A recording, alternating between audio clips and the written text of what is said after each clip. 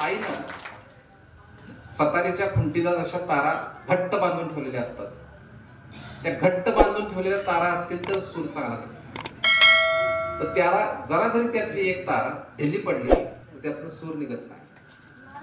ह्या आईनं तुमच्या एक काम केलं की ह्या सगळ्या ज्या तारा होत्या ह्या घट्ट बांधून विनेत बांधून ठेवल्या आणि त्यातनं आजचा सुंदर सूर निघाला, जो महाराष्ट्रभर देशभर तुमचं नाव अनेक ठिकाणी पोहोचलं.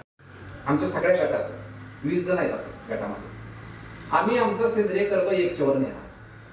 केवढं मोठं तुला सेंद्रिय कर्म 1च्या वर नेणार. आणि त्या दिवशी माझ्या समोर शपथ घेतली की आज माती परीक्षण करणार पुढच्या आठवड्यात आणि पुढच्या 5 वर्षामध्ये आमच्या प्रत्येकाचा सेंद्रिय कर्म हा 1च्या वर असणार. म्हणजे त्यांनी केवढं लॉंग टर्म विचार केला, शाश्वत शेतीचा, शाश्वत बक्षिसाचा नाही. मला वाटते की ही खूप मोठी घेण्यासारखी गोष्ट आहे. करमाळा तालुक्यामध्ये फिसरे नावाचं गाव आहे.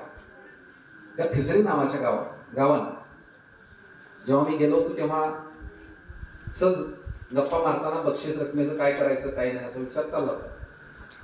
मग बघा तुम्ही आज सुद्धा बऱ्याच जणांनी यायची इच्छा असत पण ते 7च्या आत नाहीच करू शकत. खरंय खोट आहे? 1 असो नाही तर 10 असो.